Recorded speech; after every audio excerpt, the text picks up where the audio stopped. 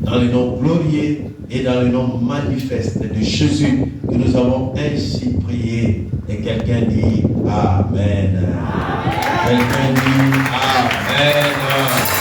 Quelqu'un dit Amen. Gloire au Seigneur, merci Archand pour vous bénisse. Salue ton voisin avant de t'asseoir. Dis-lui, sois le bienvenu. Oui, monte dans une autre dimension. Écoute ce soir. Amen, amen.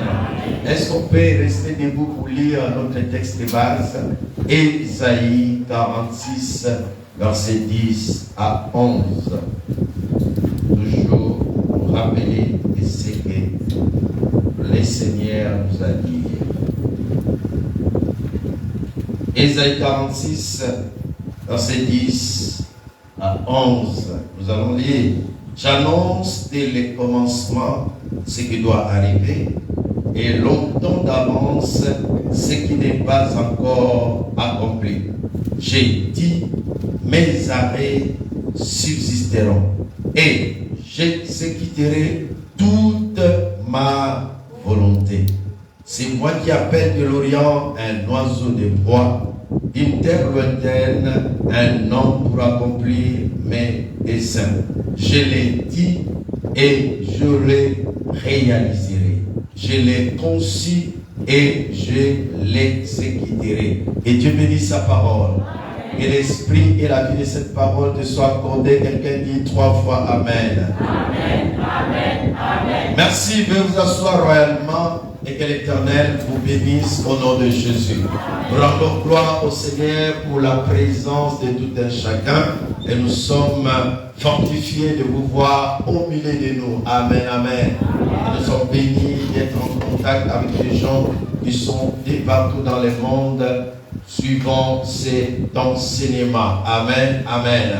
Je voudrais dire à quelqu'un, ce ne sont pas simplement des temps d'enseignement, mais c'est les temps où Dieu vient démarrer quelque chose dans ta vie, il vient booster quelque chose dans ta vie, il vient inaugurer quelque chose dans ta vie, il vient changer quelque chose dans ta vie dans le nom de Jésus. Chaque parole qui vient, même si on connaît déjà les versets, chaque parole qui vient avec une puissance. Et je crois qu'il y a une puissance derrière ce programme, cette puissance de restauration de destinée. Je croyais que tu étais là pour dire un amen fort. Je croyais que tu étais là pour dire un amen vitaminé. Nous rendons gloire au Seigneur pour notre église de PGD avec le pasteur Janine. À la tête, nous pouvons acclamer le Seigneur. Et nous rendons gloire au Seigneur pour tous les responsables membres du conseil et la paroisse centrale. Bénissons le Seigneur pour vos vies. Amen, amen. Alors hier, nous avons commencé notre enseignement juste en introduisant et en nous expliquant comment comprendre la volonté de Dieu liée à ce qu'on appelle les plans de Dieu. Est-ce qu'on est toujours là? Amen. Et nous avons expliqué que simplement Dieu accomplit sa volonté par ses plans. Amen. Et c'est pour ça que nous avons dit que notre thème est intitulé les plans, parce que là-dedans, nous avons la partie volonté et la partie moyen qu'on appelle les plans ou les voies. Alléluia. Donc on dit simplement, les plans sont les moyens, les chemins à parcourir pour vivre la volonté de Dieu. Et nous avons expliqué la volonté de Dieu, c'est la fin voulue par Dieu, la fin désirée par Dieu. C'est ce qu'on appelle la destinée glorieuse ou le but à atteindre par Dieu. Et nous avons dit dans ce but-là, il n'y a pas de malheur, comme cela est écrit dans Jérémie. Dans ce but-là, il n'y a pas la souffrance, mais nous avons ce qu'on appelle les plans, le processus, les moyens. C'est dans ces moyens-là, parfois, que nous rencontrons certains problèmes. Alors, nous étions en train de clôturer hier en disant simplement, Dieu a conçu un futur glorieux. Et ce futur glorieux vient de Dieu, mais il est placé en toi et avec toi. C'est-à-dire, Dieu, en venant dans ce monde, il a placé en toi une sémence. Il a placé en toi une provision qui te permettra d'être ce que lui, il a pensé que tu deviens. Amen, amen. Et nous avons dit, cela est lié au choix que toi tu dois faire durant ton parcours. Nous avons dit aussi notre futur est le passé conclu et achevé de Dieu. Amen, amen. Donc lorsque nous venons, Dieu a déjà clôturé l'histoire, mais nous devons la vivre au travers des choix. Et nous avons regardé comment Dieu peut envoyer la vie de quelqu'un en mode de téléchargement, en mode de puzzle et dans d'autres modes. Troisièmement, nous avons dit, certainement c'était déjà, on est en train de clôturer, notre futur est initié par Dieu. C'est-à-dire, on ne peut jamais accomplir de grandes choses en dehors de Dieu. Parce que c'est Dieu qui a initié notre futur pour qu'elle s'accomplisse. Elle dépend de Dieu. Il nous faut avoir besoin de lui pour que ce futur glorieux puisse s'accomplir. Amen, amen. Nous étions aussi en train de dire, lorsque nous étions en train de conclure, les plans de Dieu sont complexes. C'est pour cela qu'il est parfois difficile de cerner, est-ce que je suis encore dans les plans de Dieu ou Dieu m'a abandonné? Est-ce que Dieu me connaît? Pourquoi? Parce que nous avons dit, les plans de Dieu sont au-dessus de notre portée. Selon Ésaïe, la Bible dit, les voies de Dieu ne sont pas nos voies. Nous avons une manière tracée pour que quelqu'un réussisse.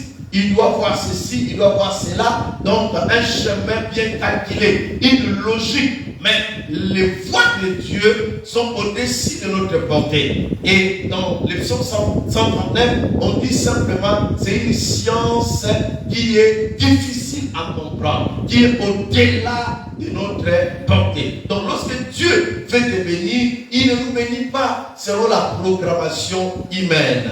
Alléluia.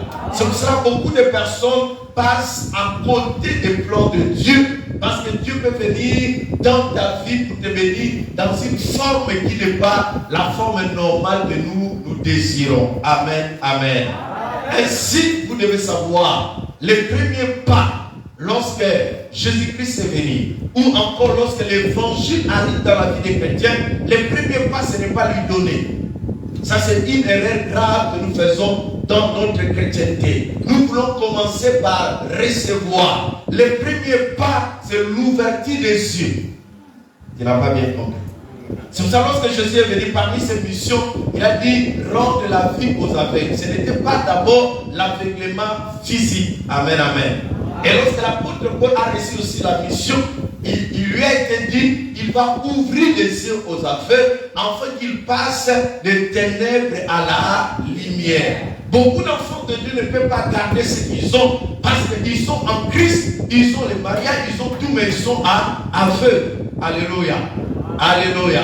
C'est pour cela, Satan ne combat pas que vous ayez les mariages, que vous ayez les enfants ou la guérison. Satan combat que vous puissiez voir la clarté de l'évangile. 2 Corinthiens 4:4. La Bible dit Satan a aveuglé quoi? Leur intelligence, afin qu'ils ne vissent pas briller la splendeur de l'évangile. Donc Satan va aveugler les enfants de Dieu pour qu'ils ne comprennent pas la splendeur. C'est pour cela, la première des choses à combattre, c'est l'ignorance. La Bible dit mon peuple est détruit faute de quoi? Pas faute de l'argent, faute de quoi? De connaissances. L'ignorance est le grand fléau qui fait que les enfants de Dieu souffrent. Amen, amen. Et c'est pour cela la Bible dit vous connaissez la vérité, elle fera quoi? Elle vous affranchira. Donc le premier pas, c'est avoir la connaissance. Comment Dieu travaille. Même si je suis dans la souffrance, mais si je connais les plans de Dieu, que Dieu m'aime, Dieu ne peut pas me faire du mal, je ne vais pas quitter l'église parce que je connais qui est Dieu. C'est pour cela, Job, même dans sa souffrance, il espérait que Dieu allait intervenir. C'est pour ça les amis de Daniel, même devant la fournaise ardente de feu, ils n'ont pas renié leur Dieu parce qu'ils connaissaient leur Dieu. Nous voulons connaître comment attraper telle ou telle chose, mais mais nous ne connaissons pas la nature de Dieu. Parce que les choses peuvent échapper, mais si nous connaissons Dieu, même dans la galère, nous saurons que Dieu est le même, il ne change pas. Amen, amen. Les voies de Dieu, elles sont cachées aux sages, elles sont cachées aux intelligents, elles sortent de ce qu'on appelle la logique humaine. C'est pour cela, lorsqu'on marche avec Dieu, beaucoup de gens souffrent ou bien ils sont dans les désespoirs parce que Dieu n'agit pas avec la logique humaine. Amen, amen. Dieu n'agit pas dans la raison humaine. C'est pour cela les plans de Dieu, on le considère comme des folies. Selon 1 Corinthiens 1, à partir de verset 6 jusqu'à la fin. Ces plans sont comme des folies. La manière dont Dieu travaille, c'est à peu près la folie. Le mystère de la croix, c'est un peu de la folie aux yeux des hommes. Alors que toi, tu crois que Dieu t'a abandonné, mais Dieu est dans son plan. Mais il n'agit pas comme les hommes. Alléluia. Dieu peut agir dans ce qu'on appelle les anormaux divins, les anormaux plutôt divins. Il peut prendre une Rahab, la prostituée, pour en faire une personne par qui, exemple, les espions vont être regardés. Lorsque tu regardes la vie de Rahab, tu dis mais c'est ça. Mais Dieu passe par là pour protéger ses espions. Et Rahab, la prostituée, devient une parmi les héroïnes de la foi. Alléluia. Les choses de Dieu sont insondables. Ses voies sont insondables. C'est pour ça que lorsque nous voulons l'accomplissement des plans de Dieu, nous devons quitter la logique humaine. Amen, amen. Nous devons quitter les calculs scientifiques et entrer simplement dans les voies de Dieu. Amen, amen. Alors, lorsque Dieu marche avec nous, c'est là où nous sommes arrêtés hier. Les plans de Dieu sont séquentiels. Amen, amen. Les plans de Dieu sont séquentiels. C'est-à-dire, lorsque Dieu commence à marcher avec toi, il y a des choses que Dieu ne te dira pas. Il peut te dire, mon fils, suis-moi, je te ferai voir ma gloire. Et là, c'est ce que Dieu te dit. Et toi, tu dis, mon Père, je suis derrière, je te suis. Mais en cours de route, tu vas te retrouver dans une situation catastrophique. Et c'est là où tu vas poser des questions comme Jean-Baptiste. Est-ce que le Seigneur est encore avec moi? Jean-Baptiste, ça c'est la deuxième séquence qu'on ne t'avait pas montré au départ. C'est pour ça qu'aujourd'hui, beaucoup de gens se posent la question de savoir est-ce qu'ils doivent continuer à suivre Dieu? Est-ce qu'ils ne se sont pas trompés en marchant avec le Seigneur? Parce que ce qu'ils voient aujourd'hui, ils n'ont jamais été informés du Seigneur. Ainsi, ce soir, nous allons parler de 3 choses qui se passent dans le plan de Dieu pour que sa volonté s'accomplisse. Amen, amen. 3 choses importantes se passent dans le plan de Dieu pour que sa volonté, nous sommes en train de poursuivre la volonté de Dieu. Et la volonté de Dieu se passe dans ses plans. Maintenant, nous avons dit la volonté de Dieu est parfaite. Dieu, dans sa volonté, il te bénit. Dans sa volonté, il dit, tu seras grand. Mais dans le plan de Dieu, qui sont les moyens, qui sont les voies, qui sont les chemins, c'est là où nous trouvons des trucs compliqués. Alors, il y a 3 choses que vous allez rencontrer lorsque vous suivez Dieu dans ses plans. Il y a les temps, il y a les circonstances et il y a les moments. Alors, je vais vous inviter à lire avec moi beaucoup de versets. On commence par Ecclésiaste 3, verset 1 à 8, et on va atterrir au verset 11. Après, on va aller Ecclésiaste 9, ceux qui écrivent verset 11, on va lire beaucoup de versets. Ecclésiaste 3, 1 à 8, et le verset 11. Après, on va aller Ecclésiaste 9, verset 11, et Isaïe 60, verset 22. Daniel 2, verset 21.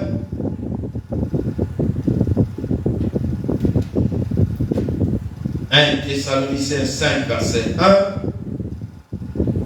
Et Luc 4, verset 13. Je crois bien, on est déjà avec l'Ecclésiaste. Il y a un temps pour tout.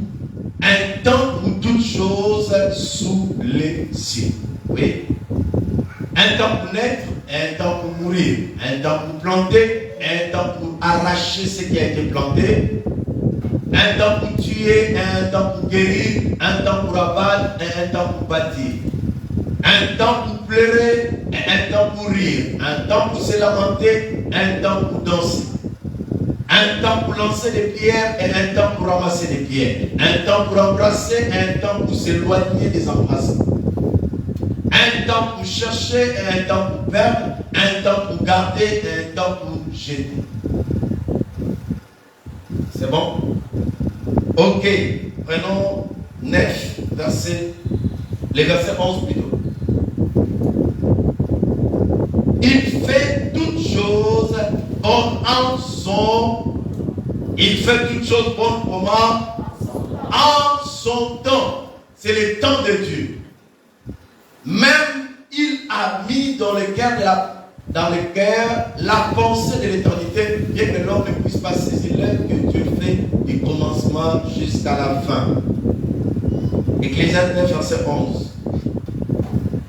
Cela trouve avec ton Bible pour aider les frères, on peut aller vite.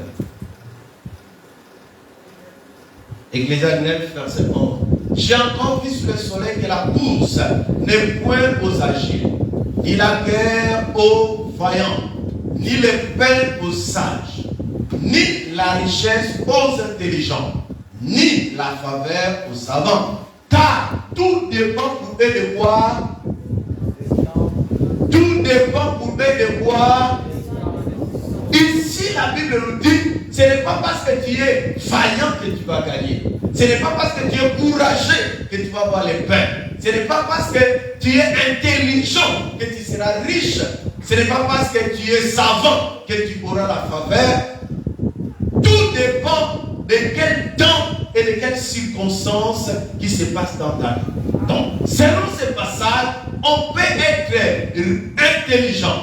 Mais si on ne connaît pas son heure, on ne connaît pas son temps, on ne connaît pas vivre ces circonstances, on est savant, mais on n'aura pas la faveur. On est intelligent, mais on ne sera pas riche parce qu'on ne connaît pas quel est le temps où il faut produire la richesse. Est-ce qu'on peut continuer? Ésaïe 60, verset 22. Je parle des temps, des circonstances et des moments opportuns. Ésaïe 60, verset 22. C'est bon?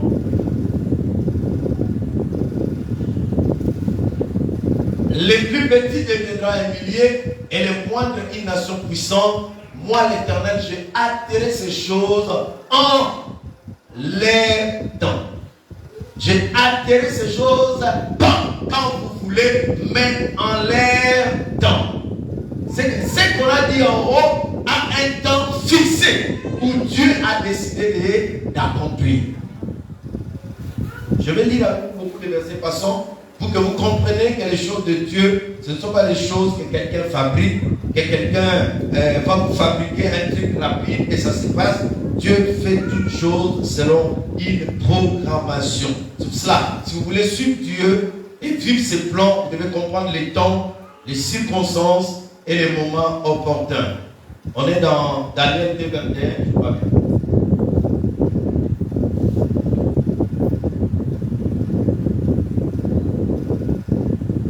C'est lui qui change les temps et les circonstances.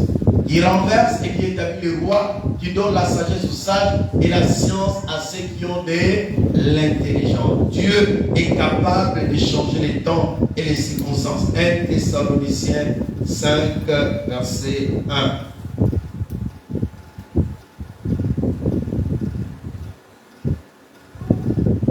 Pour ce qui est des temps et des moments, vous n'avez pas besoin, frères, qu'on vous en écrive. Amen, amen. Luc 4, verset 13. Beaucoup de versets pour faire comprendre juste ces trois mots, temps, circonstances et moments opportuns. Après l'avoir tenté de toutes ces manières, le diable s'éloigna de lui jusqu'à un moment.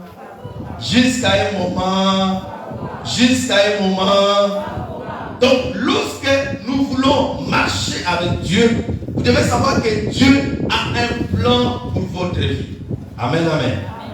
Dieu a des plans pour votre vie. Dieu a tracé des choses qui doivent s'accomplir dans votre vie. Maintenant, vous devez agir selon sa volonté et vous devez faire des choses au temps voulu par Dieu pour que vous voyez les plans de Dieu et sa volonté s'accomplir en votre faveur. Amen, amen. Parfois, nous voulons suivre Dieu, mais nous ne faisons pas les choses quand Dieu les fait pour nous. C'est pour ça qu'il est très important de comprendre ces notions. Donc, en écoutant ces choses ce soir, nous voulons simplement que chacun de nous, en marchant avec Dieu, se prépare parce qu'il y a des moments cruciaux, des moments importants dans votre marche avec Dieu, des moments où Dieu a décidé de faire quelque chose de particulier. Et vous devez être en alerte pour que le moment venu, vous ne ratez pas. Alors, commençons par ce qu'on appelle les temps.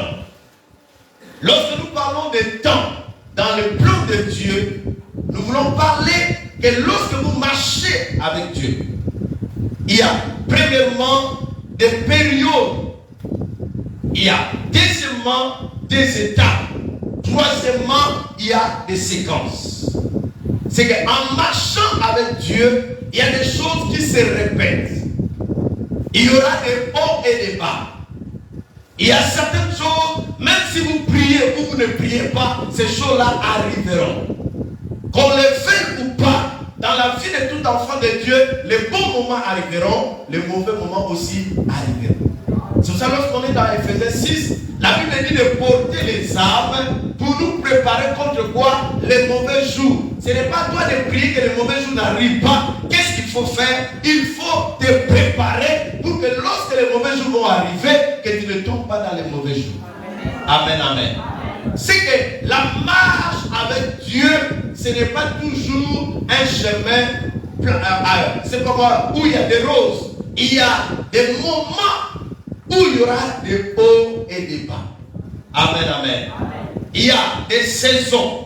Il y a des choses qui vont se répéter dans votre vie. Il y a des, comme on a la saison sèche, la saison des pluies qui se répète chaque année. Même si on a vieilli, on ne dira pas que j'ai déjà vu la saison sèche, je ne peux plus voir. Ce sont des choses qui se répètent dans la vie de tout enfant de Dieu. Il y a un moment où on se sent comme si on est au top. Il y a un moment où on se sentira en bas. Ce sont des choses qui se répéteront dans ta vie. Toutes les personnes qui ont suivi Dieu, à un certain moment, ils ont eu des pas de sèche. À un autre moment, ils se sont relevés. Et lorsqu'on suit Dieu, sachez que Dieu va partir d'étape en étape. Ce n'est pas parce qu'il a commencé avec toi aujourd'hui que demain il va finir. Avec Dieu on va grandir.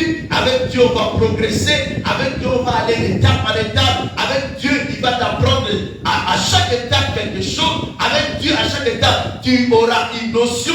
Avec Dieu à chaque étape tu auras un événement. Et il faut vous attendre que suivre Dieu ce n'est pas un chemin linéaire où les choses seront pareilles. Il y a les hauts et les bas. Il y a un temps où vous allez pleurer. Il y a un temps où Dieu va essuyer vos larmes. Il y a un temps où vous allez perdre. Il y a un temps où vous allez récupérer. C'est comme cela qu'on marche avec Dieu. Donc, ne soyez pas surpris lorsque vous marchez avec Dieu, même si vous avez fait des grandes promesses, ne soyez pas surpris que vous rencontrez des moments également. Même lorsque Dieu dit aux disciples d'aller de l'autre côté, il y a eu la tempête. Amen, amen. Amen. Lorsque Dieu dit à Abraham qu'il va lui donner l'enfant, certainement Abraham se disait ça va se passer très bien. Mais après quelques années, quelques mois, Abraham commence à sentir que les choses ne sont pas comme il attendait. C'est là où Abraham est tombé avec Agar. Abraham devait comprendre que lorsqu'on marche avec Dieu, il y a toujours les hauts et les bas. Il y a un temps pour pleurer, il y a un temps pour se réjouir. Mais sachez que au-delà de tous ces temps, Dieu vous a destiné à un temps où il essuiera totalement vos larmes. C'est ça sa volonté. Mais en parcourant la volonté de Dieu, vous aurez des temps qui ne seront pas toujours favorables à votre égard. C'est ces temps-là qu'on appelle parfois dans la Bible les temps chronos.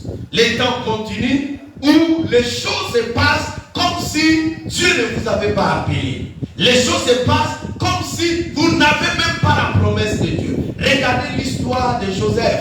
Joseph va recevoir la promesse de Dieu et pendant plusieurs années, c'est comme si le Dieu de la promesse avait disparu.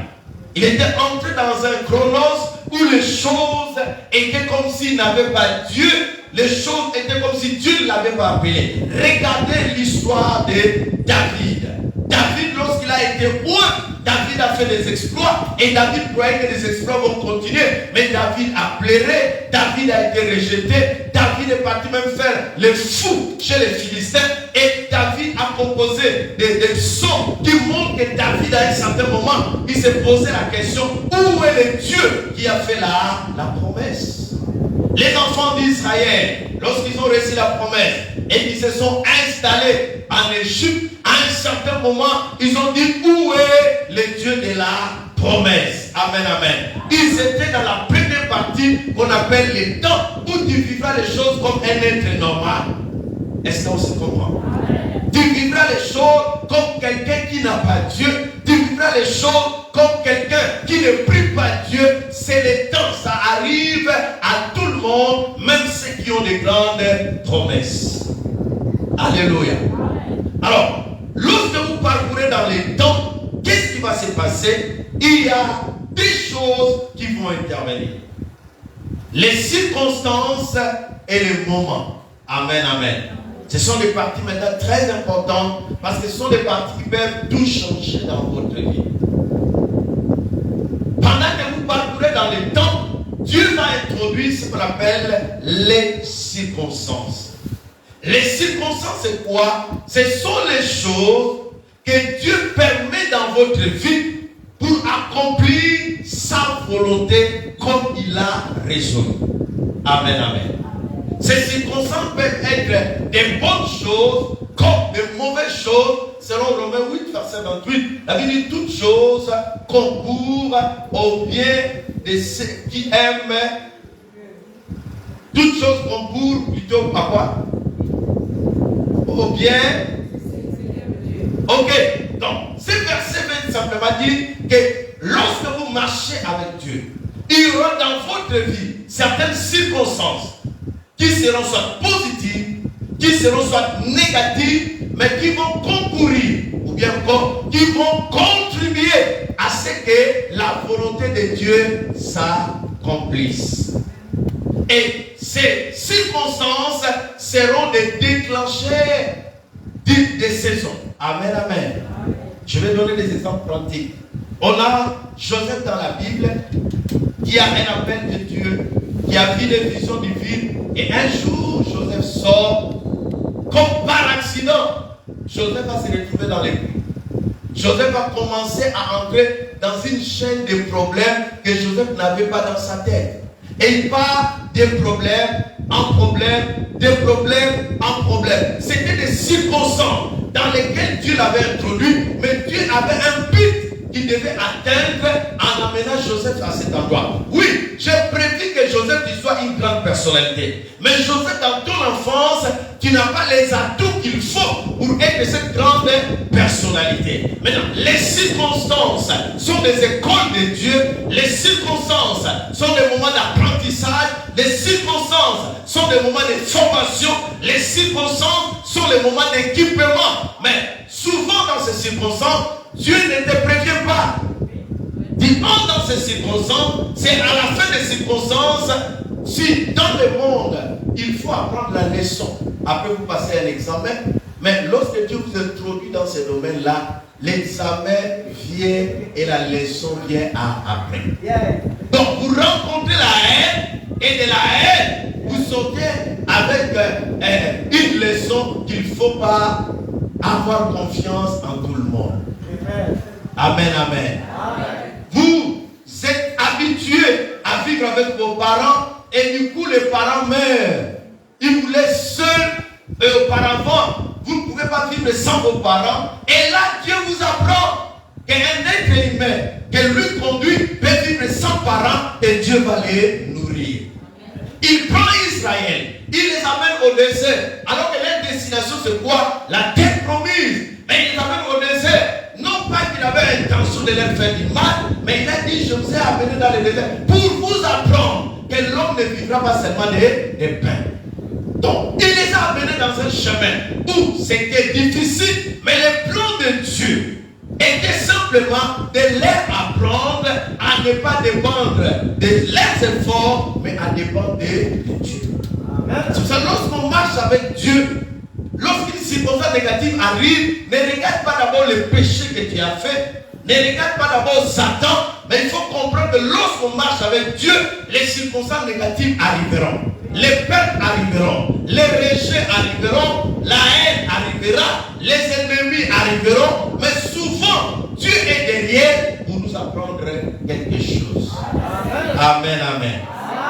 Vous savez quoi que dans les circonstances, il y a premièrement des souffrances par lesquelles Dieu peut nous faire passer. Mais ces souffrances, parfois, ont un but de briser l'orgueil en nous. Amen, amen. Ces souffrances, parfois, ont un but de briser l'orgueil. Tu vois quelqu'un, depuis qu'il a grandi, il n'a jamais demandé à quelqu'un même 1000 francs. Il est là, il se voit les super hommes. Et Dieu veut l'amener à la grandeur. Dieu veut l'amener à être une bénédiction pour les autres. Mais lui, il est orgueilleux. Si Dieu t'établit devant les gens, tu vas les écraser. Et du coup, Dieu, qu'est-ce qu'il va faire? Il t'amène dans une situation qui te fait pleurer. Dans une situation de réalités atroces. Et la personne qui était orgueilleuse est contrainte de dépendre de quelqu'un. Il est contraint d'aller habiter chez quelqu'un au salon. Il est contraint chaque matin de demander des enfants. Voici l'orgueilleux est brisé. Mais Dieu n'a pas le but de t'humilier. Mais Dieu a le but de te rendre l'homme selon sa volonté. Et pour être l'homme selon sa volonté, tu dois avoir l'humilité. Mais s'il t'a mené dans une école de leadership pour t'apprendre de l'humilité, tu aurais un diplôme et tu seras encore orgueilleux. C'est pour ça qu'il t'amène dans la souffrance pour te dépouiller de certaines choses sur lesquelles tu t'appuies pour comprendre que ce n'est pas ta beauté, ce ne sont pas tes diplômes, ce ne sont pas tes avoirs qui font ta vie, mais c'est Dieu qui fait ta vie. Regardez l'histoire de Jésus où Jésus doit être élevé. Mais par la souffrance, la Bible dit qu'il a appris l'humilité. Alléluia. Par la souffrance, Jésus a appris l'humilité. Regardez même la vie de Joseph. Vous savez pas qu'au début, c'était un petit prétentieux.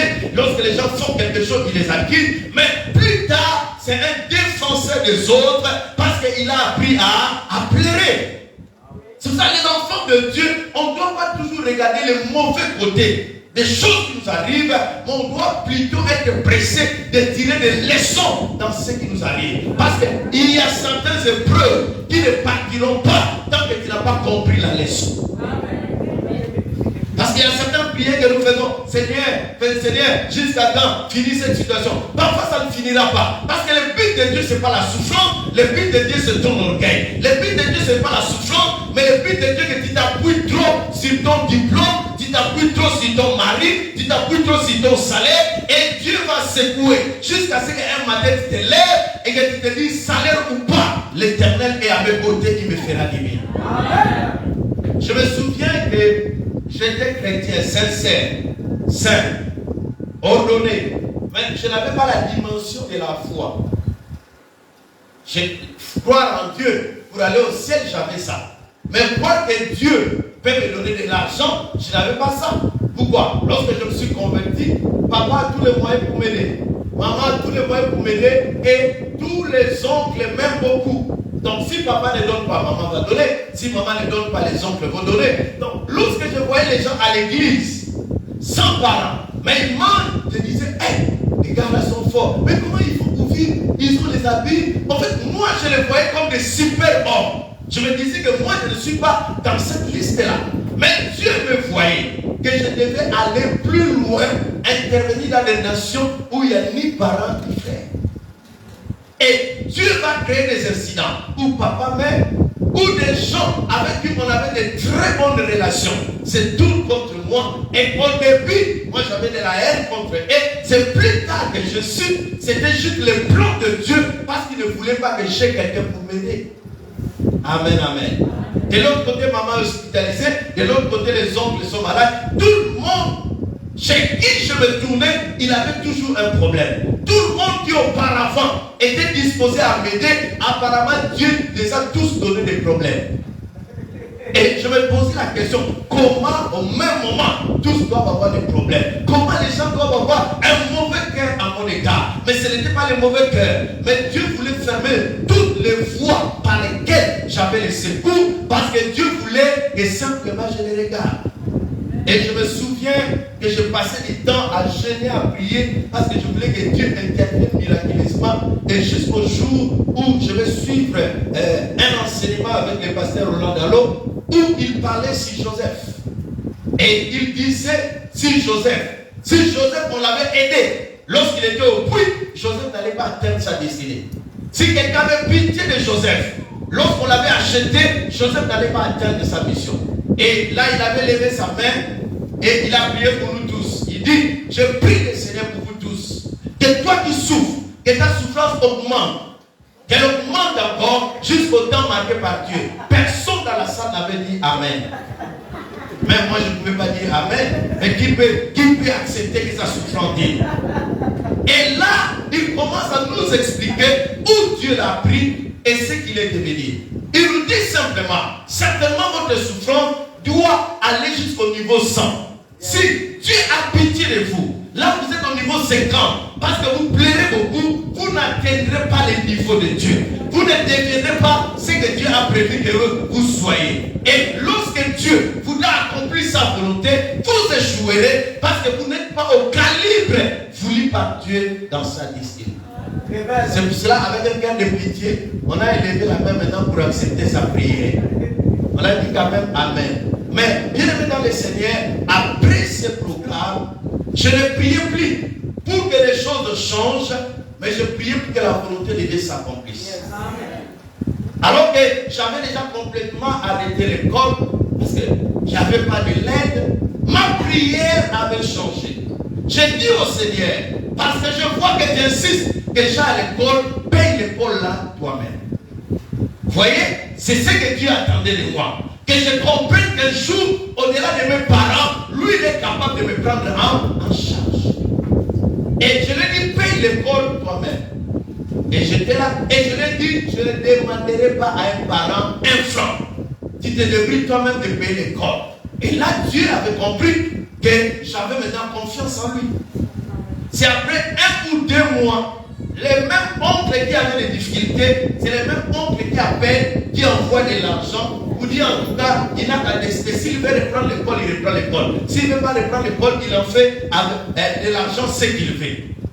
Et c'est là où je reprends l'école. C'est là où je vis que Dieu peut changer les lois d'une nation, les lois d'une institution à cause de vous. Ces versets-là, on les lisait, que Dieu peut donner des nations. Vous savez, les problèmes par lesquels vous passez vous révèlent qui est Dieu. C'est pour ça que dans la Bible, Dieu n'a pas donné le nom. Il a dit je suis. Et les gens qui l'ont rencontré dans les difficultés, c'est ces gens-là qui ont dit il est Jéhovah Rapha. Si tu n'étais pas malade, tu n'allais pas comprendre qu'il était Jéhovah Rapha. Si il n'avait pas pourvu à la montagne, tu n'allais pas dire Jéhovah Jireh. Il a fallu qu'il y ait manque pour que tu donnes à Dieu un nom. Alléluia. Alléluia. C'est là où j'ai compris vraiment que certains versets, nous les lisons, mais nous ne les vivons pas. Vous voyez, dans une université qui est régie par un plan où on dit que les méthodistes, ceux-là qui n'ont pas payé, c'est sans pitié ne feront pas l'examen. Mais ma nature des choses avait changé. Ma maturité avait changé. Moi, exemple, je dois payer 50 000, je suis en train d'étudier comme si l'école appartenait à mon père. Tu vois pas quelqu'un doit à l'école 5 000, mais il n'étudie pas. Oh non, on a dit, on va nous chasser. Moi, je dois beaucoup d'argent, mais j'étudie. Et le mercredi matin, parce qu'on dormait juste à côté, donc jusqu'au mardi soir, ce qui me donnait, l'administration se ferme, on n'a pas une note. Le mercredi matin, moi je prends mes bagages pour aller faire l'examen, on arrive comme ça, un papier plaqué. On vous donne encore 3 jours. Et ce qui ne devait pas beaucoup, il n'a pas étudié ce qui va échouer. Mais moi, comme je comptais sur l'Éternel, j'ai étudié, je n'ai pas gagné au profit des autres. Et les 3 jours, lorsque ça arrive, il y a des oiseaux, des corbeaux qui vont arriver de nulle part. Vous me complétez 10 francs, 10 francs, 10 francs, jusqu'à ce que l'argent va se compléter. Et le lendemain, lorsque je pars, là, les lois ne changent plus. Ceux qui n'ont pas payé, dehors. C'est là où je comprenais que Dieu au ciel peut naviguer et peut suivre ma foi. Je dis donc au ciel, on me connaît. Donc Dieu, s'ils sont trop là, peut prendre le temps de changer des choses, de changer des circonstances à ma faveur. Mais ça, c'est arrivé. Seigneur, on peut marcher avec toi. Vous savez, certaines choses qui vous arrivent, Dieu est capable de vous aider. Mais ce qu'il voit en vous, vous ne comprenez pas sa présence. Vous ne comprenez pas sa volonté. Vous ne comprenez pas comment il fonctionne. C'est pour ça que nous devons comprendre les plans de Dieu. J'ai dit, vous aurez des ennemis. Mais en réalité, ce sont des personnes à qui Dieu a donné le rôle des ennemis. Imaginez, si Pénina était de bon cœur, imaginez si Pénina était une sœur en Christ, elle priait dans une église, et lorsqu'elle revenait à la maison, elle disait à sa rivale, Dieu va faire. Anne allait garder ses mains croisées. Dieu va faire. Maintenant, Dieu met derrière à toi une méchante dame. Tu sors comme ça, elle t'insulte. Tu retournes comme ça, elle t'insulte. Toute cette pression est de vous dire, Anne, moi Dieu, je t'attends quelque part. Tu dois monter en dimension. Tu dois élever ta dimension. Tu dois devenir une femme de prière. Et Anne disait, ah, Dieu va faire. Et Pénina l'insultait. Tous les noms qui sortaient là à la télé, Pénina amenait ça là-bas. Tous les titres qui sortaient, jetés à Dieu. Lorsque les frères de Joseph l'ont haï, dans Genèse 37, on dit qu'ils l'ont haï. Mais dans le psaume 105, on dit c'est Dieu qui a suscité. Lorsque Moïse est allé faire sortir le peuple d'Israël, il allait manger les foufous avec les piments. Mais pas n'importe quel foufou. Vous savez, les sacs de foufou qui est déjà à la fin. En réalité, vous allez vous secouer, le reste là. C'est ce que vous pouvez vous manger un peu, petit boule comme ça là, et vous buvez de l'eau, vous dormez. Et j'entendais que les gens faisaient ça. On avait rien à manger, on mangeait les foufous, les piments. Je croyais que c'était une histoire annoncée. Mais ça m'est arrivé.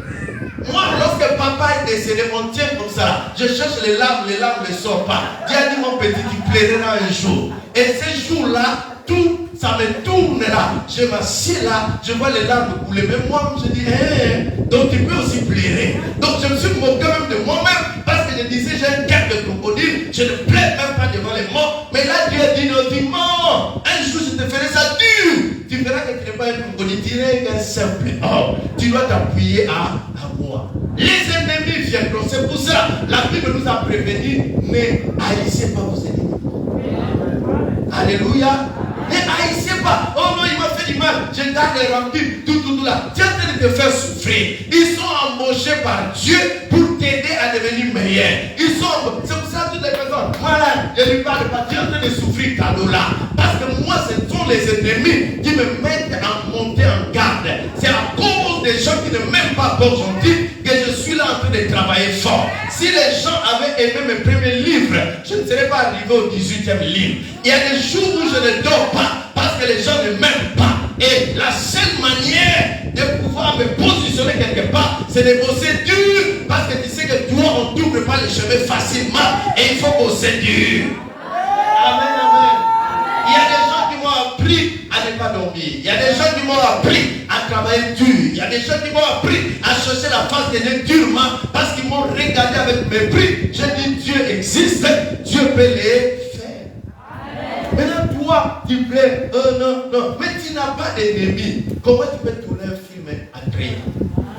Un film attrayant a toujours la tête, il y a des problèmes. Amen. Dans ta marche, tu auras des pertes. Alléluia. Tu auras des pertes. C'est toujours le plan de Dieu. Pour que tu viennes chercher les secours chez lui. Amen.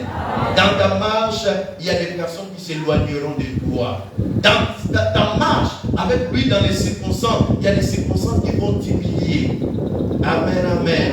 Mais Dieu voudra seulement t'apprendre quelque des choses. Alléluia. Dans ta marche, il y aura des gens qui vont vouloir accélérer dans ta croissance, qui vont accélérer ce que tu veux faire dans ta vie. Vous savez, lorsque les enfants, les disciples sont restés à Jérusalem, le plan de Dieu était quoi? Jérusalem, Samarie, Judée, Samarie, jusqu'aux extrémités de la terre. Et il s'asseye là-bas, peinard. Et qu'est-ce que Dieu a fait? Il a envoyé la persécution. La persécution était pourquoi? Pour leur mettre le feu derrière, en fait, Jérusalem, et qu'ils annoncent le danger à gauche et à droite. Il y a des moments où Dieu voit que tu dors. Il y a des moments où Dieu voit que tu n'es plus pris. Et alors, au niveau du travail, ton patron commence à te faire ça dur. Devant la porte de ton travail, on a mis des fétiches. Tu vois un peu, tu te réveilles le matin là, tu as mis des fétiches là. Est-ce que tu vas encore dormir comme ça là? Tu vas prier là. Et une de voisines est morte. Oh non, on a lancé le fusil nocturne. Et toi, tu es là. C'est la colère des services. Et l'autre, avant de t'asseoir au service, là, tu commences à prier. Mais Dieu te réveille parce qu'il faut que tu dors. Est-ce que quelqu'un est avec moi? Dans toutes circonstances difficiles qui t'arrivent, ennemi, qui s'appelle ton mari, qui s'appelle ta femme, Dieu peut utiliser n'importe qui. Donc, il ne faut pas dire, c'est mon mari qui me fait ça. Pour Dieu, c'est un instrument. Qu'il soit mari, qu'il soit femme, si Dieu veut l'utiliser, il va l'utiliser. Amen, amen. Il y a certaines personnes qui ne seraient pas sérieuses avec Dieu si tu n'étais pas malade. Oui. Il y a des personnes qui sont devenues sérieuses avec Dieu. C'est parce que c'est moi qui sens que là, mon corps là. S'il n'y a pas la main de Dieu là, quelqu'un il va me prendre là. Et du coup, tu es sérieux avec Dieu parce que simplement tu as envie d'aller avec Dieu. Amen, amen. Amen, amen. Maintenant, le troisième élément qui est très important, ce sont les moments. Là, c'est très important. Dis avec moi les moments. Les moments. Les moments, on peut appeler les temps précis, les temps opportuns, les temps favorables, les temps d'accouchement, les temps de la moisson, les occasions ou les opportunités. On peut aussi appeler les moments les kairos, c'est-à-dire les temps fixés et définis par Dieu pour que maintenant son plan s'achève dans ta vie. Ou encore qu'il t'introduise dans le plan de la gloire. Vous voyez, il s'appelle Joseph. Il parcourt d'abord les temps. Et on est bas. Les circonstances difficiles, on les rejette. La femme de Potiphar n'a envie que c'est Joseph. Joseph arrive en prison. On l'oublie. Et qu'est-ce qui va se passer les temps opportuns? Un matin comme tous les matins. Je dis quoi? Un matin comme tous les matins. Je ne crois pas ce jour-là. Le soleil s'est réveillé à 4h ou à 2h. C'était un matin comme tous les matins. Mais c'était le temps opportun. Si ce jour-là, Joseph a dit, oh non, ma vie est toujours comme ça. On m'appelle là-bas pour faire quoi? Aller interpréter. Ils vont encore m'oublier. Joseph allait croire qu'il est dans les temps, les hauts et les bas. On me rejette, on m'oublie. Alors que là, ce n'était pas les temps. C'était le temps favorable. C'était le moment opportun. Je voudrais dire à quelqu'un, le moment opportun peut être une minute dans ta vie. Le moment opportun peut être un seul jour dans ta vie. Le moment opportun peut être quelques jours dans ta vie. Si tu rates ça, il faut attendre un autre cycle dans ta vie. C'est pour ça que toi qui te concentres à pleurer, à te lamenter, à regarder ton passé. Si Joseph ce matin-là, on a trouvé en train de regretter, et on appelle, laisse-moi, vous êtes toujours comme ça, vous n'aimez pas les gens. Si Joseph allait rester chez lui, avant l'église, j'ai déjà bâti les hôtels, j'ai déjà fait les églises, on m'a déjà imposé les mains, les pieds partout. Qu'est-ce que ça a changé? Joseph allait rester. Parce que les matins là, il n'y avait pas un ange qui a apparu à Joseph. Il n'y avait pas un songe qui est venu vers Joseph. Il n'y avait pas quelque chose de spécial dans la vie de Joseph, mais c'était le moment opportun. Les temps favorables vont arriver. Au-delà des temps de tous les jours, il y a un temps favorable qui va arriver. Au-delà des temps, tu plais, ça s'allonge, ça se gaspille. Il y a un moment X où Dieu va te shifter.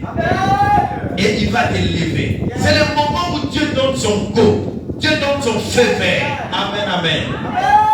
Comprenons ce que je vais dire en lisant quelques passages. Jean 7, 2 à 8.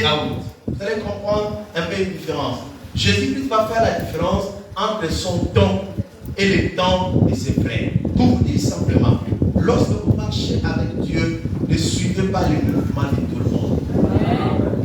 C'est ça les rêves de beaucoup de gens. Il faut quand les gens font. Mais tu es dans les plans de Dieu. Dieu a son temps, Dieu a son heure, Dieu a son moment. Il faut savoir, est-ce que c'est le moment de faire le commerce? Parce que tout le monde fait le commerce? Non. Amen. Alléluia. Amen. Jean 7, 2 à 8. Et ses frères lui dirent, pars d'ici et va en Judée. En fait, tes disciples voient aussi les œuvres que tu fais. Donc Jésus travaille, il fait des grandes choses. Maintenant, les frères lui font la pression. Combien d'entre nous, on est entré dans une affaire parce que tout le monde me dit non, moi j'ai pris non, tout le monde me dit non, j'ai déjà l'âge non, tout le monde me dit non, tout le monde me dit non. Et Jésus va expliquer comment on entre dans son temps, mais pas dans les temps des autres. Continuons. Personne n'agit en secret lorsqu'il désire paraître. Si tu fais ces choses, montre-toi toi-même au monde. Oui. Car ses frères non plus ne croyaient pas en lui. La plupart des personnes même te font la pression. Ils ne croient ni en Dieu, ni en toi. Oui. Jésus leur a dit, comprenez bien ça. Mon temps n'est pas encore. Mon temps n'est pas encore. Mais votre temps. Ici, ce n'est pas Jésus, les grands frères qui parlent aux petits frères. C'est Dieu qui parle aux hommes. Amen, amen. Ici, Dieu veut dire, lui ne fait pas les choses à tous les temps. Mais nous les hommes, lorsque ça bouge, on veut bouger. Lorsqu'on entend, on veut faire. Pour nous, tous les temps, tous les jours là, s'il y a une occasion, on te dit là, on va à une maison. Oh, c'est moins cher, je vais acheter. Oh non, on tourne les là. Oh non. Donc pour nous, tous les jours, nous sommes prêts à nous lancer dans quelque chose. Mais Dieu, même s'il y a la porte ouverte, si ce n'est pas son temps, il est fait. Yeah. Alléluia. Ah. Dieu veut te dire, lorsque tu marches avec lui, il y a un temps qu'il a prévu pour toi, il y a un temps qui est pour tous les hommes. Si tout le monde s'est marié, mais ton temps n'est pas celui de tout le monde. Et aujourd'hui, même dans les églises, même les serviteurs de Dieu, même les pasteurs, on est arrivé dans ça. Tel a fait, moi je fais. Tel a écrit, moi j'écris. Tel s'est marié, moi je me marie. Tel a construit, moi je construis. Et on oublie qu'il y a un temps pour tout le monde, mais il y a un temps de Dieu pour ta vie. Amen. Continue. Le monde ne peut vous haïr, moi, il me hait parce que je rends de lui les témoins. On peut s'arrêter à cette partie-là. Donc, Jésus-Christ ici montre simplement qu'il n'est pas sous pression. Il n'est pas comment? Dieu n'est pas sous pression. Lorsque vous marchez avec Dieu, faites attention parce que les gens vous feront la pression. Amen, amen. À ton âge là, tu n'as pas encore fait. À ton âge là, comme ceci, comme ça. À ton âge, lorsque les gens disent, parfois tu ne réfléchis plus. Toute occasion qui se présente, tu te jettes dedans. Mais bien aimé, le Dieu qui t'a conduit dans cette affaire n'est pas sous pression. Il le sait que ton âge est avancé. Il le sait que les gens de ta génération sont partis. Il le sait que tu souffres, mais lui n'est pas sous pression. Autant convenable, il va les faire. Amen. Beaucoup de gens font parce que tout le monde fait. Beaucoup de gens font parce qu'il faut prouver aux gens. Ils ont dit aux gens, prouve-nous que tu fais des œuvres. Même Satan a dit à Jésus, prouve. Mais Jésus n'était pas pour prouver les gens. Il était pour accomplir la mission. Combien d'entre nous, nous voulons prouver aux gens? Tu sors du chemin de Dieu. Est-ce que c'est le temps de Dieu? Est-ce que c'est le calendrier de Dieu? Ce n'est pas parce que ça réussit que Dieu est avec toi. Amen, amen. Attends le temps de Dieu, c'est toujours le meilleur. Amen, amen. Beaucoup font encore de l'entourage. Tu vois que tout le monde autour de nous, tout le monde dans ses quartiers, tout le monde dans ma famille, tu n'es pas le produit de l'entourage, tu es le produit de Dieu. Même si ils partent au temps de Dieu, il les fera. Prenons le deuxième texte, Jean chapitre 2, verset 1 à 4. Marie se présente devant Jésus et il lui dit, ils n'ont plus le vin, il faut faire. Jésus va reprendre encore la même parole. Prenons le verset 4, je crois.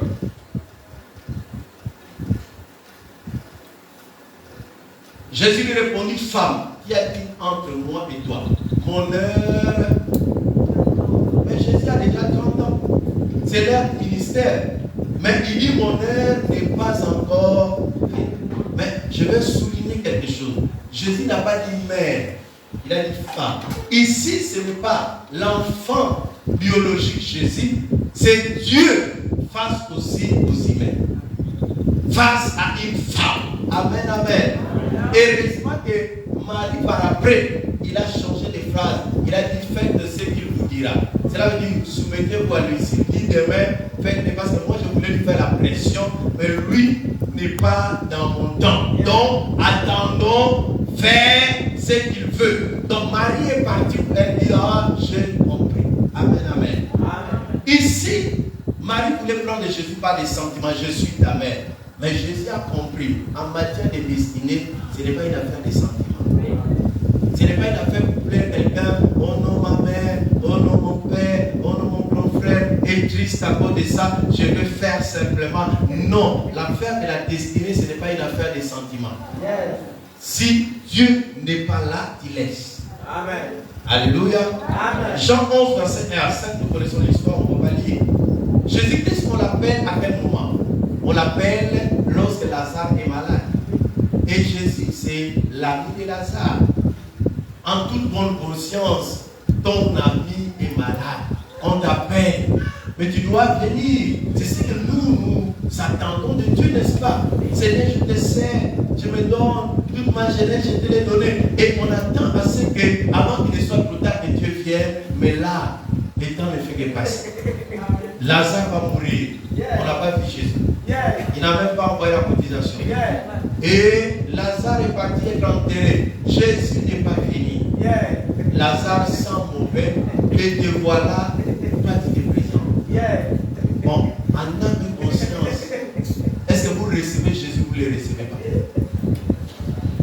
Vous ne le recevez pas. Parce qu'il vous a déçu. Et c'est comme cela que nous tous nous avons des prières. Seigneur, tu m'as déçu. Seigneur, tu m'as déçu. J'attendais, tu m'as déçu. C'est comme si c'était ton petit copain. Tu m'as déçu, tu m'as déçu. Et tu prends tout ton kilo là, tu ouvres la bouche, tu m'as déçu. Le Seigneur ne te décevra jamais. Parce qu'il fait toutes choses bonnes en son temps. Alors qu'on l'attendait pour la guérison, lui il savait qu'il ne viendra pas au temps de la guérison, il viendra au temps de la résurrection. Lorsque tu marches avec Dieu, sache que Dieu fera ce qu'il a dit. Peut-être toi dans tes voies, il faut qu'il vienne maintenant. Il faut qu'il vienne maintenant. C'est avec celui-là que je voulais me marier. Et lui-là, il est parti. C'est comme si ta vie est partie. Non, Dieu n'est pas parti avec celui-là. Dieu reste Dieu. Sa parole reste sa parole. Même si le mandat du président là est fini, il t'avait promis avant 2023 là, je vais te donner la maison. Il peut partir, son mandat part, mais Dieu n'est pas parti. Il peut accomplir. À un moment où on ne peut pas espérer. Alléluia. En réalité, Jésus devait jouer au sentiment. C'est mon ami, je mange là-bas et je ne me présente pas. Il faut me faire le bon ça. Est-ce qu'il faut même me recevoir? Jésus s'en fout de cela. Ce qu'il sait faire, il le fera. Que tu boules, que tu passes la montagne, tu te déchires. Lui, il viendra quand il fait, parce qu'il sait qu'il est un Dieu responsable. Il fait ce qu'il fait, quand il fait, comme il fait, avec qui il fait. Il faut qu'on entre dans cette notion-là. Parce qu'on est trop faible aujourd'hui. J'ai dans ma dit, pourquoi je perds le travail? Tu ne connais pas ce qui arrive dans le monde. Oh non, moi vraiment, je sais l'Éternel. Pourquoi mon enfant est mort? Peut-être l'enfant, il était même sorti. C'est à cause de lui-même que ta vie a des problèmes. C'est parce que Dieu n'est pas obligé de tout nous expliquer. Entre réunir tous les prophètes, les big prophètes, tout ça, Dieu n'est pas obligé de tout expliquer. Lorsqu'il fait, il fait. Parfois, il sait ce qui est meilleur pour nous. Dieu sait ce qui est meilleur pour toi. C'est pour ça, frère, ne sois pas pressé. Sœur, ne sois pas agité. Aie confiance en Dieu. Tu sers un Dieu vrai. Tu sers un Dieu qui ne part pas en voyage. Un Dieu qui ne sommeille, qui ne dort. Un Dieu qui ne ment pas. Un Dieu véritable. Il le fera. Pourquoi des procès avec Dieu? Pourquoi toujours amener Dieu au tribunal, en jugement, alors qu'il n'a pas fini? Un artiste, lorsqu'il est en train de faire un tableau, il ne faut pas le juger tant qu'il n'a pas fini le tableau. Il faut le laisser finir son tableau. Il y a quelqu'un, je ne sais pas moi, dans les émissions qui passent à la télé, il fait son émission, il fait son dessin, il avait renversé sans le savoir. Et les jurys déjà ont boudé, ont dit c'est faux. Et après, lorsque tout c'est fini, déjà les minutes sont finies. Il il a renversé comme ça, c'était quelque chose de glorieux. C'est un artiste, il sait comment il le fait, c'était renversé. Et les gens ne voyaient rien de bon. Mais à la fin, lorsqu'ils ne l'ont pas élu, il tourne comme ça, tout le monde a regretté. Parce que l'artiste, on ne le juge pas lorsqu'il travaille. L'artiste, il faut le laisser. Et on a appris hier, le mot traduit par œuvre que Dieu a accompli, c'est le mot qui est traduit comme poème, comme un art. Dieu prend du temps pour façonner ta vie. C'est pour cela que David a dit, je suis une créature submerveillée. Quelqu'un dit Amen bien. Quelqu'un dit Amen bien. Dieu ne viendra jamais en retard. Alors, nous avons ce temps-là que nous attendons, le temps décisif. Amen, amen. Les temps attendus, les temps où les choses se produisent, les moments choisis par Dieu, que nous appelons les temps Kairos. Et nous l'avons lu au départ. Ecclésiaste 9, verset 11. On ne réussit pas parce qu'on est sage, mais tout est question quoi? Des temps. Ah, tout est question de temps, tout est question de moments, tout est question de saisons. Alléluia. Alors, en tant qu'enfant de Dieu, comment nous devons nous préparer à ces temps Kairos dans notre vie? Premièrement, vous devez savoir que lorsque les moments où Dieu doit te visiter arrivent, souvent ces moments sont précédés par les troubles, comme le temps de l'accouchement est précédé par des douleurs fortes. Dans Acte 7, verset 20, alors que Moïse doit naître, les sauveurs, la Bible dit c'est à ce moment-là qu'il y a eu des troubles. Les troubles, c'était quoi? Il s'est levé un homme qui a commencé à haïr le peuple, et cet homme-là a décidé quoi? Que tous les garçons meurent. Mais comment dois-tu choisir seulement à l'heure où moi, Moïse, qui doit sauver mon peuple, je dois l'être? Parce qu'à tout accouchement est précédé par des contractions. C'est pour ça tout enfant de Dieu qui a visé, comme moi, lorsque je vais faire un programme quelque part, je vois que tout le monde compte, moi je crois que c'est le programme de Dieu. Lorsque je me lance dans une affaire et je sens que je n'ai pas de soutien des gens, moi pour moi, c'est un programme divin. Parce que tout ce dans quoi j'ai réussi, personne ne m'a dit. Je me suis toujours foncé seul et je vis toujours la main de Dieu. Même vous voulez quoi? L'applaudissement, que tout le monde appuie, oh non, on est avec toi, non, fais tout là. Tout le monde peut être avec toi et Dieu n'est pas avec toi. Souvent, les moments glorieux, lorsque ça arrive, il y a des souffrances. C'est là où tu fuis l'église maintenant, non? Mais tu oublies que c'est le moment d'accouchement. Est-ce que le moment d'accouchement, on doit fuir l'hôpital? On doit fuir les sages-femmes qui t'ont aidé. N'est-ce pas qu'on a les numéros? Mais nous, c'est différent. Lorsque tout est sombre là, ton travail pour lequel tu payes la dîme là, c'est compliqué là, et les choses ne marchent pas, ça ne fait que dégringoler là. C'est à ce moment-là, dit non. Je suis fatigué même de servir les Seigneur. C'est le moment d'accouchement, on doit être prêt à aller à la maternité. Amen, amen. Deuxième chose, ces temps-là peuvent arriver sous la forme d'un problème. Un problème là, mais c'est le problème. Le problème là est en train de pousser au temps de Dieu. Dans Genèse 26, lorsque Dieu veut visiter les frères Isaac, la Bible dit quoi? Il y a la famille.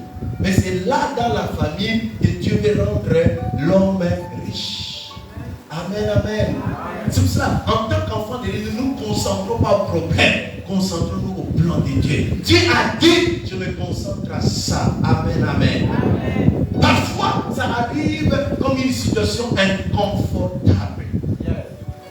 Une situation comment? Inconfortable. Je me souviens, Dieu m'avait parlé. Il devait m'envoyer hors de la RDC. Mais moi, je me disais, quand tu m'envoies là où je n'ai pas les parents, il faut que je me prépare en conséquence. Amen, amen.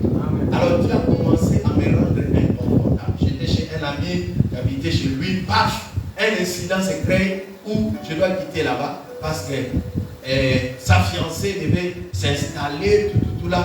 Et bon, ils avaient pitié de moi, mais je devais chercher dans où habiter. Je pars habiter, j'ai un autre ami. Dès que j'arrive comme ça, il avait une affaire qui ne marchait pas. En détaxi, l'affaire commence à marcher. Je me sens à l'aise là-bas. Très à l'aise. Mais là aussi, une situation inconfortable à ma personnalité, ça m'a fait honte, quelque chose s'est passé. Donc, je me sens maintenant, c'est comme si partout, je mets mes pieds, Dieu crée un incident. Ce n'est pas moi qui crée, mais un incident qui me rend mal à l'aise pour être là. Et c'est à ce moment-là que j'avais une chaussure qu'un oncle m'avait envoyée. Heureusement, c'était un peu plus grand. Je n'avais pas porté ça. Dieu est bon. Et là, je vais prendre la chaussure. La chaussure, je crois que ça va coûter 30 $, avec 40 $, donc environ dans les 25 000. C'est avec ces 25 000 là, je prends les clics et les claques, j'abandonne ma famille, je commence à suivre maintenant la voie de Dieu. Traversant d'un pays à l'autre, tu ne connais personne et tu n'as pas l'argent pour dormir à l'hôtel partout parce que tu sens que là, si je continue là inconfortable, un jour mon pied va se couper, mon bras va se couper. En fait, tu as compris que c'était des suites de choses où Dieu me rendait mal à l'aise. Il me disait, tu n'as plus ta place ici là. Tu n'as plus ta place ici là. Quitte ici là. Moi je chante. Quitte ici là. Moi je chante. Moi je me disais changer d'endroit. Mais Dieu me disait, il n'y a plus ta place ici au pays. Va là-bas. Et c'est là où je pars. Mais les mains que je ne voyais pas étaient préparées déjà. Et c'est là où je commence à avoir des endroits pour dormir. Je commence à avoir des connexions. Je commence à avancer. Certaines grâces dans ma vie qui étaient cachées commencent à se révéler. Parce que simplement Dieu a créé une situation inconfortable. Amen, amen. Parfois, à certains endroits, si ça ne marche pas, quitte. Il ne faut pas forcer les choses. Oh non, si je quitte ici, je vais aller à Mouila, je vais habiter chez qui. Si Dieu te dit, va là-bas, il a préparé quelque chose. Je suis en train de dire des choses que moi-même je vais dire. J'ai forcé, mais je vis que Dieu créait toujours une situation qui me rendait mal à l'aise, jusqu'à ce que je sois parti. Amen, amen. Quoi faire pour saisir les temps Kairos? Être conduit par l'esprit. Dans les Bédites, être conduit par l'esprit. Luc 2, verset 627. Être comment? Être comment? Conduit par l'esprit. Ne sois pas conduit par les chagrins. Ne sois pas conduit par les émotions. Ne sois pas conduit par la fatigue. Ne sois pas conduit par ta tête. Oh, je dis, je me suis mal réveillé. Je ne vais pas partir. Non, sois conduit par l'esprit. C'est que le corps le veut ou pas. Tu es conduit par l'esprit. Mais beaucoup d'entre nous, là, on est conduit par le corps. Oh non, je ne me sens pas bien. Je suis découragé. Mais nous allons voir que cet homme-là, appelé Simeon, alors que les plans de Dieu étaient sur sa vie, ce matin-là, il allait louper les plans de Dieu. Mais comme il était conduit par l'esprit, la Bible dit, il avait été divinement averti par le Saint-Esprit qu'il ne mourrait point avant d'avoir vu le Christ du Seigneur. Oui. Il vint au temple poussé par l'esprit. Poussé par quoi? Poussé par quoi? L'esprit. Lorsque toi tu fuis les cultes, tu es poussé par quoi? La fatigue.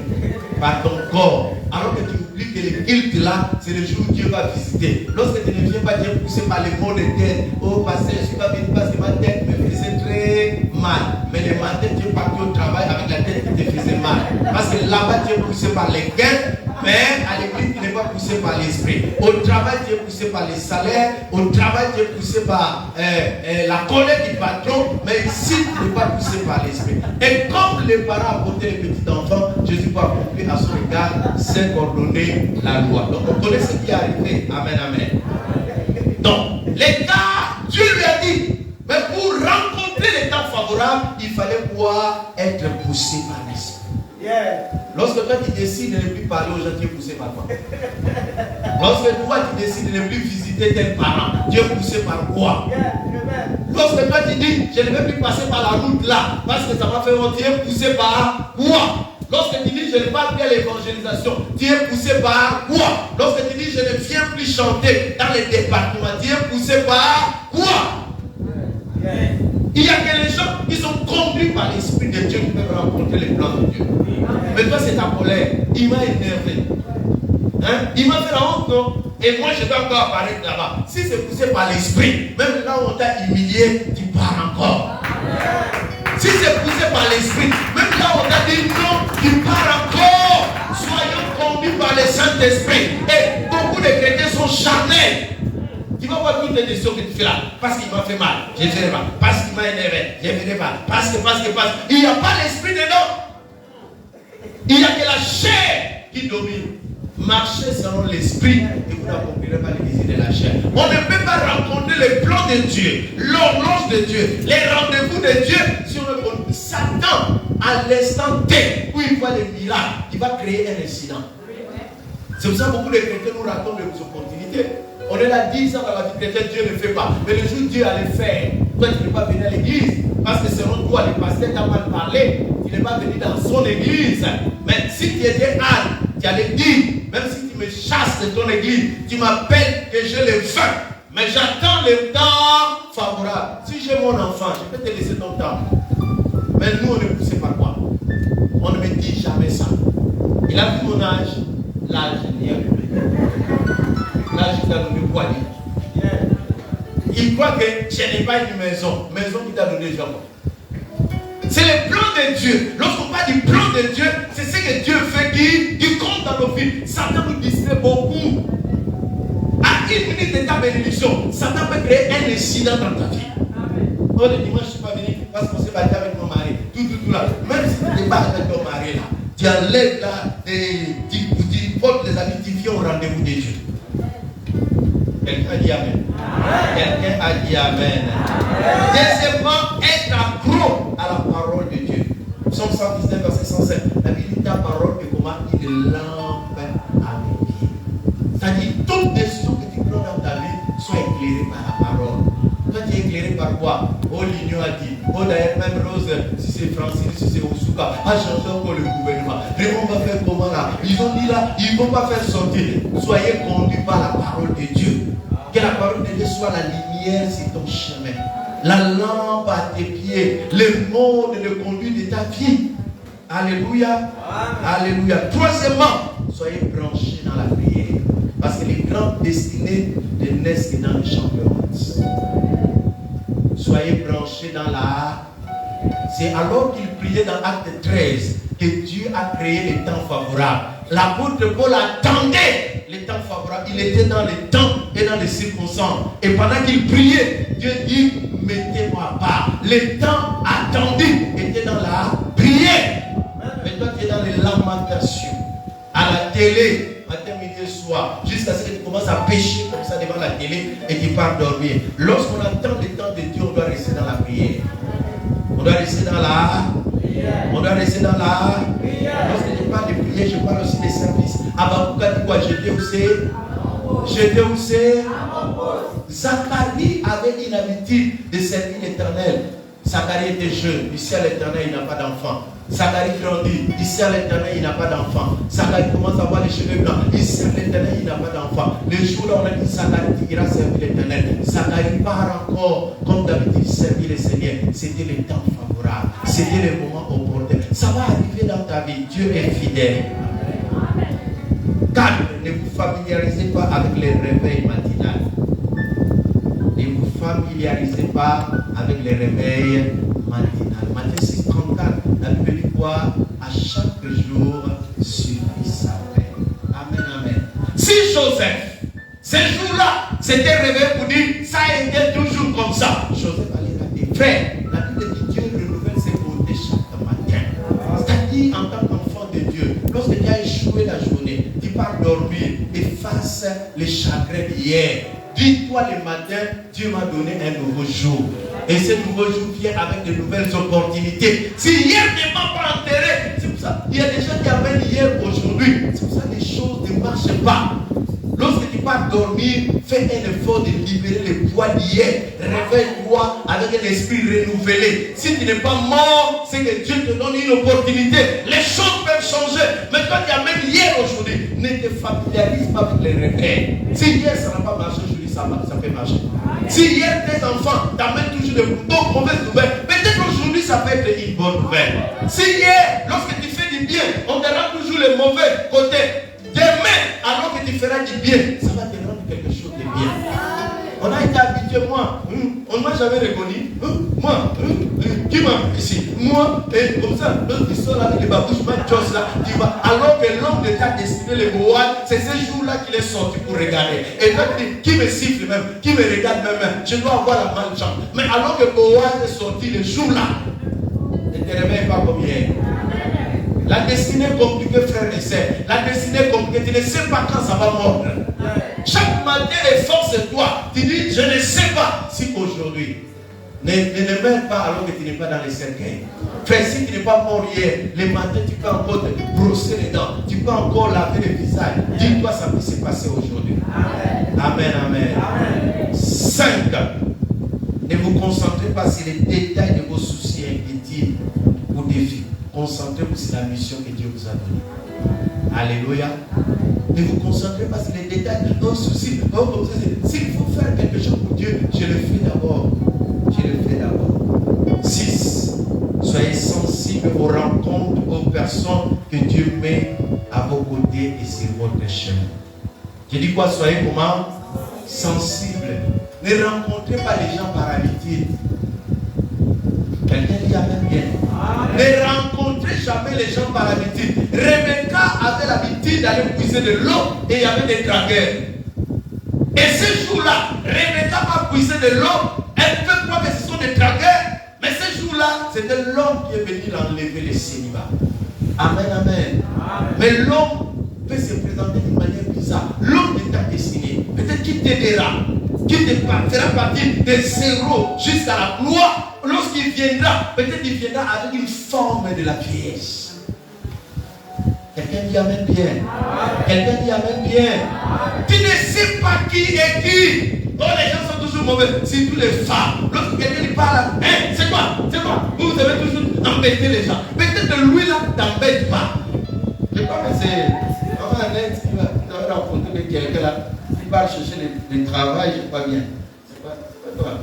Aller au palais, il monte dans un bus et quelqu'un commence à quand même à parler avec lui. Je ne sais pas bien c'est une personne. Mais au début, c'était comme quelqu'un qui draguait. Mais alors que la personne là avait vraiment l'information au nouveau port de quelqu'un qui cherchait un remplaçant. Mais lorsqu'il commence, c'est comme si tous les draguaient. Mais la personne là, à la fin, a donné à la scène une information d'un endroit où on attendait vraiment quelqu'un pour travailler. Frère, ne soyons pas dans les habitudes. Oh non, les Bourus sont toujours comme ça. Oh, les Congolais sont toujours comme ça. Oh, les Ivoiriens sont toujours comme ça. Oh, lui là, c'est pas Camerounais. Oh, lui là, c'est pas Nigérien. Oh, moi, je travaille avec un Camerounais qui fait les livres là. Ça fait 12 ans qu'on travaille avec lui. Je vais commander là où nous sommes là. Je commande des 500 000. Il ne va pas me demander un franc. Même si je fais une année, il ne va pas me demander. C'est la première fois que je viens un Camerounais qui n'aime pas l'argent dans cette dimension. Il peut me voir avec l'argent. Je parle là-bas parce que j'achète souvent beaucoup de choses là. J'achète, il ne peut pas me rappeler que pasteur hier, tu me dois. Jamais. Je peux garder l'argent de lui même une année. Il ne m'appellera jamais. Vous dites, pasteur, tu m'as oublié. C'est un Camerounais. C'est dans des Camerounais. Mais il y a des rencontres et des rencontres. Il faut toujours être sensible. Parfois, c'est un enfant qui a 1 kilo de troué là. Mais cet enfant-là a 5 pains qu'il te faut pour nourrir les gens. Peut-être que c'est ton travailleur. C'est une esclave. Mais cet esclave-là a l'information pour toi, Naman, pour que tu sors de la situation dans laquelle tu te retrouves. Peut-être ton travailleur, mais Saül, c'est ce travail-là qui te donnera l'argent pour que tu consignes de l'homme de Dieu. Ne néglige personne. Oh non, moi c'est le pasteur. Lorsque je viens à l'église, je respecte, c'est ma pasteur. Je donne mes offrandes au pasteur. Je donne mes dîmes à pasteur. J'embête, c'est ma pasteur. Je suis chanteur au pasteur. Peut-être le pasteur n'a pas ta solution.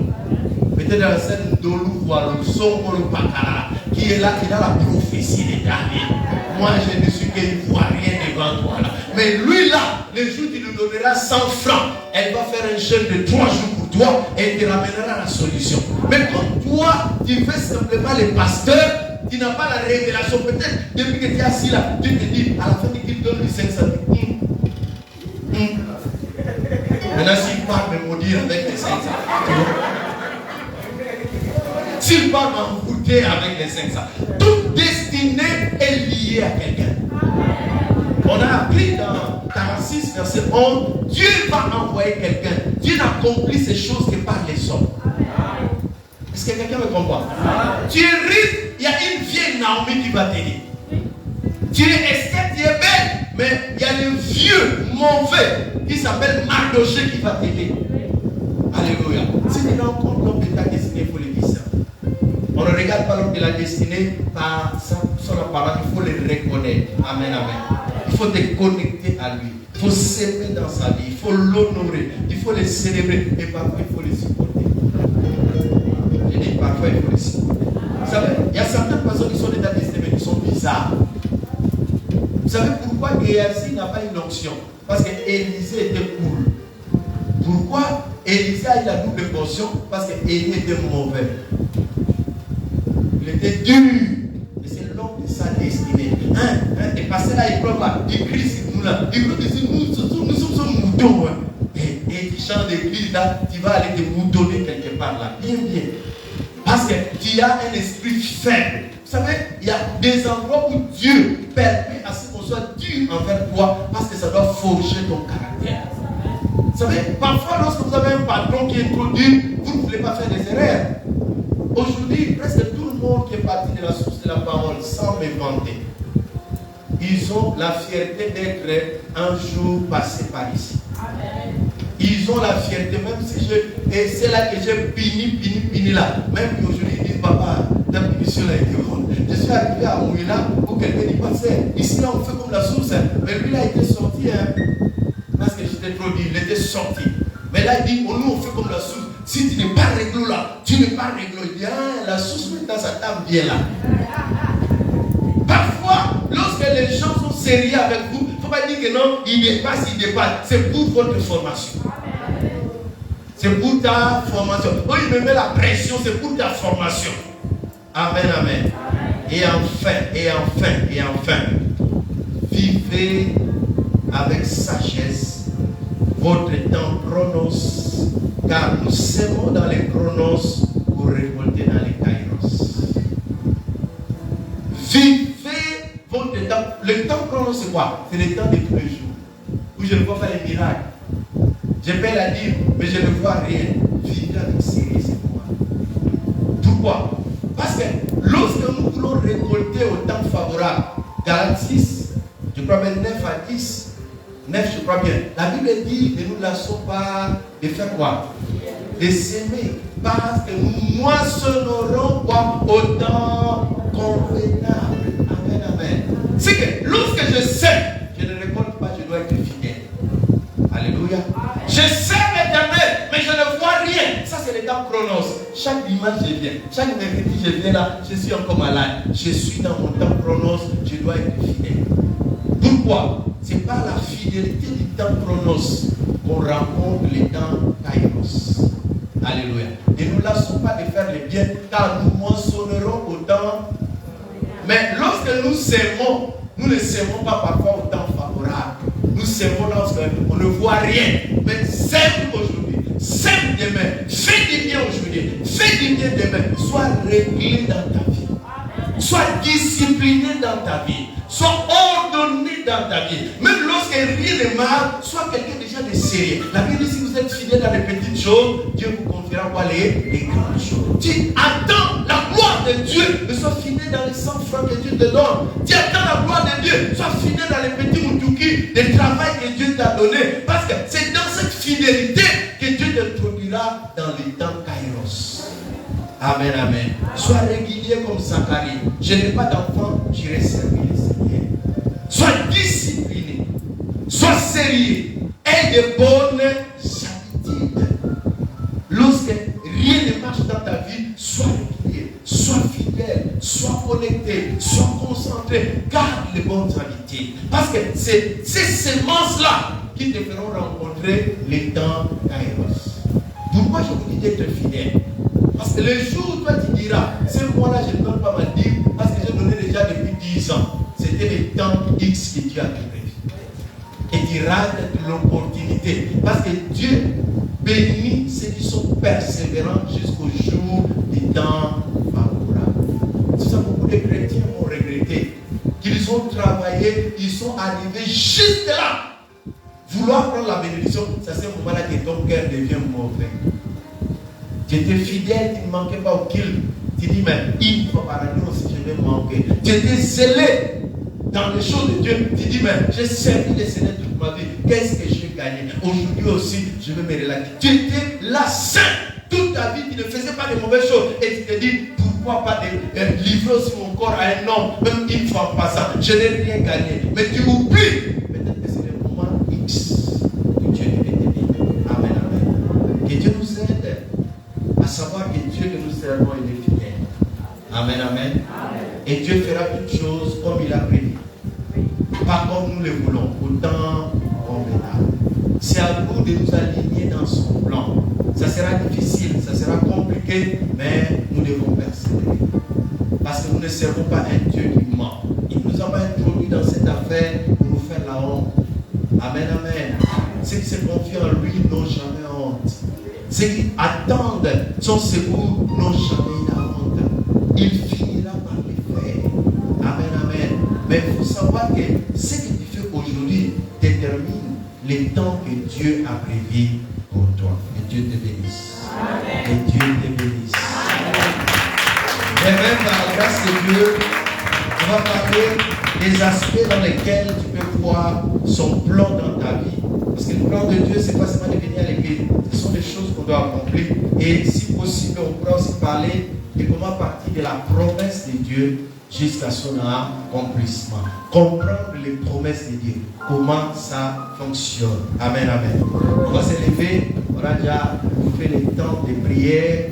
Aujourd'hui, on ne va pas prier beaucoup parce qu'on peut garder un peu les temps de 19h30. Demain, on fera un effort de prier longtemps. Et ce qui est important, déjà, tu comprends ce que nous sommes en train de dire. Ce n'est pas un séminaire pour qu'on te fasse tomber, c'est un séminaire pour qu'on se guérisse ta vie. Je crois que tu es écrit